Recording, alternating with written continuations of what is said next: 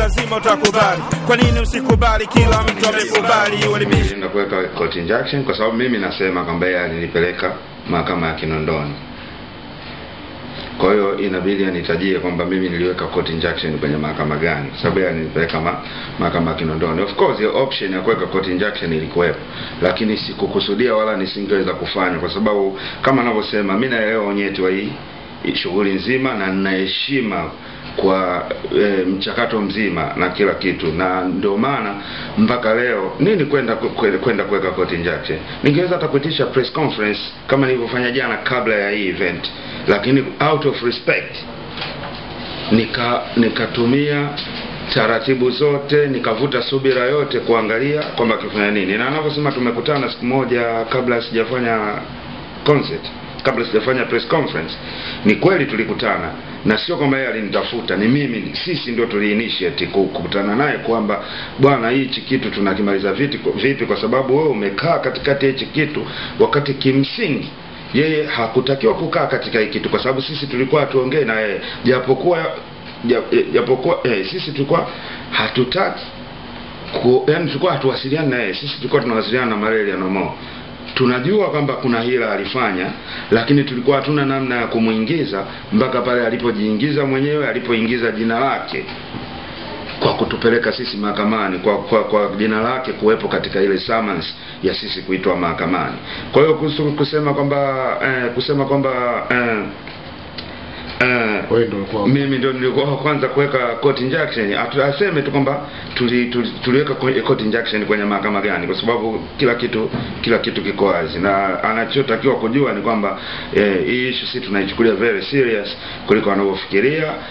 Hii issue ni sio bongo flavor, yani asiwe na mentality kwamba anadili na vitu vya kibongo flavor. Bongo flavor hiyo anaoangalia ni maisha ya watu, yani kwa hiyo inabidi awe very careful na asifikiri kwamba watu hatujui kile kitu tunachokifanya. Watu tunakijua kile kitu tunachokifanya, na ndio maana tunachukua hatua ambazo tunachukua. Labda vile unafikiri kwamba nini ambacho kilipaswa kifanywe au watu wanapaswa waelewe kuhusiana na swala zima la wewe kutoshirikishwa kabisa kwenye hili tamasha, ukizingatia kwamba wewe ni msanii na ni miongoni mwa wasanii waandamizi na ni miongoni mwa wasanii ambao wamekuwa mstari wa mbele sana kuhimiza vijana kusimama kidete katika swala zima la medani ya bongo flavor. Kwa hiyo tulitarajia kwamba katika lineup ya wasanii ambao walio perform katika hiyo zinduka, na wewe ungekuwepo mmoja wao, licha ya kwamba ulikuwa unahusika kwa njia moja au nyingine ya kuorganize event au hii issue nzima zinduka, lakini vile ukiwa kama msanii, unafikiri ni kwa nini haukuhusika au kuhusishwa moja kwa moja? Ndio kama hivyo, kwa sababu watu wanajua wamefanya madhambi. Kwa hiyo yani waliamua kuniweka mbali kabisa yani na hichi kitu. Mimi ndio ninavyodhani yani, kwa sababu hakuna kitu kingine, hakuna sababu nyingine, ni kwamba tu waliamua kuniweka mbali kabisa na hii issue, na ndio maana wakachukua hatua walizochukua kwa sababu kwa mfano kama jana tumefanya press conference jana tumefanya press conference. Kama mimi nimeongea kitu tofauti, mtu anaweza kanipeleka mahakamani, lakini kwa nini mtu anatumia njia ya kutaka kuhonga mpaka maeditor, watu wanazunguka na ushahidi upo? Kwa sababu watu waliokataa hela wamewasiliana na sisi kwamba bwana tumeletewa hela tumekataa. Kwa hiyo kwa nini uanze kuonga laki moja, laki mbili kwenye vyombo vya habari ili habari ya mtu isitoke, badala ya kudili nayo katika mstari unaotakiwa? Kwa hiyo pekee inaonyesha kwamba hapa kuna tatizo na kuna kitu kinataka kufichwa.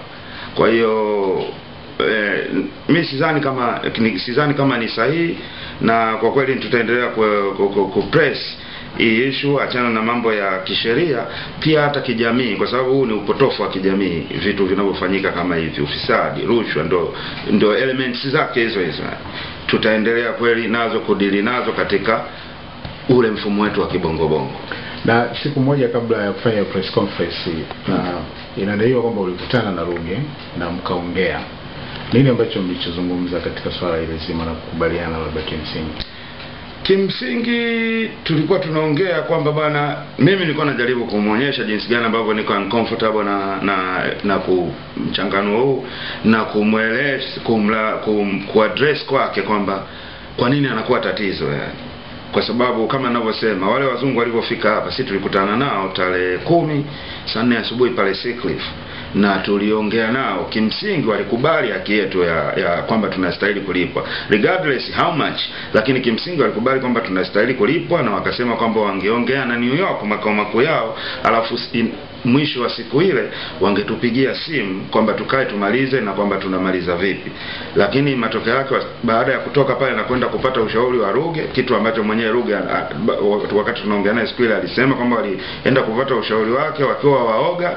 Sasa sielewi hata kwamba walikuwa waoga kwa nini,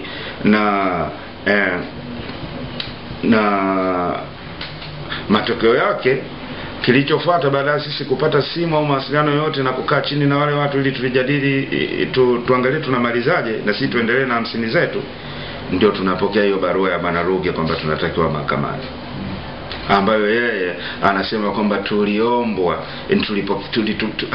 hatukushtakiwa, tulichotumiwa ni barua ya kuombwa kwenda mahakamani. Mimi sijui kama kuna kitu kinachoitwa kuomba kwenye mahakamani. Mimi ninachojua, ukipokea summons usipoenda mahakamani ni msala mwingine, ni kesi nyingine, sio.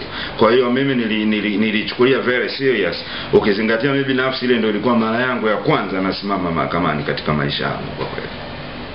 Sasa nini ambacho kinaendelea mpaka sasa hivi kati ya wewe na Malaria Normal ya Marekani, ambacho wamekuahidi au ambacho wewe umetaka wakifanye? Ninachokijua mimi ni kwamba Malaria wameadmit, Malaria Normal pamoja na Ruge tulivyoongea nao wameadmit kwamba tuna haki na kuna kosa limetendeka. Swala ni kwamba sasa hivi Malaria Normal hawaleti mawasiliani na sisi. Kwa hiyo ripoti zote ina maana tunatakiwa kuzipata kutoka kwa Ruge ambaye atoe ushirikiano. Ndio kama hivyo, kama mimi nilivyokutana naye siku ile, kaniambia, nikamwambia kabisa, nikasema bwana, hii issue, nikamwambia hii issue hata mimi inanipress kijamii, jamii nataka kuelewa kwamba mimi niko katika position gani. Ruge akaniambia, bwana, kama wewe chagua viwili, kama unataka hela subiri, kama unataka huruma ya watu fanya unachotaka. Okay. Kwa hiyo sasa nini msimamo wako sasa hivi baada ya kwa jambo hili tayari limeshaanza kuleta malumbano katika media, baada ya kila mmoja wenu kuitisha press conference na kuongea kila ambacho anaamini kwamba ni sahihi? Nini sasa msimamo wako baada ya hapo? Mimi msimamo wangu ni kwamba yani kama nilivyosubiri kwa muda wote na nikiendelea kufanyia kazi process zingine kama hivyo ninavyosema za kisheria na kuendelea kujidefend kutokana na maelezo yanayotolewa dhidi yangu kama hivi au dhidi ya haki yangu, nitaendelea kujidefend na kujitahidi kuielewesha jamii ielewe, lakini hakuna zaidi ya hapo. Zaidi ya hapo utafanya nini? Na labda kama ungepata nafasi ya kumfikishia ujumbe rais katika swala zima la zinduko, ungemwambia kitu gani kwa ufupi tu kabisa? Ningemuelewesha, ningejaribu kumfafanulia na kumuonyesha documents nilizonazo, mchakato nilionao, ili anielewe kwa ufasaha position yangu mimi ilikuwaje na kilichotokea ni nini. Na kabisa naamini kabisa kwa ninavyomjua mheshimiwa rais wetu angetuelewa kwa hilo, na yani angetuelewa kwa hilo, kwa sababu kila kitu kiko wazi. Kwa hiyo naamini kabisa angetuelewa kwa hilo, na kuanzia hapo angepata nafasi ya kujua zaidi undani wa namna gani anavyotakiwa kudili hata na huu muziki wa Bongo Flava.